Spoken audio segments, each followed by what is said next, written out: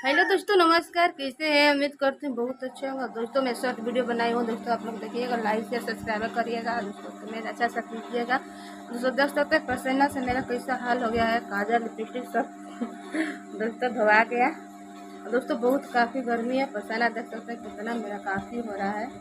अगर दोस्तों मैं शॉर्ट वीडियो बनाए आप लोग देखिएगा, ढेर सारा प्यार दीजिएगा, सपोर्ट करिएगा। चलता है दोस्तों, आप लोग से अगले वीडियो मिलेंगे। Bye bye.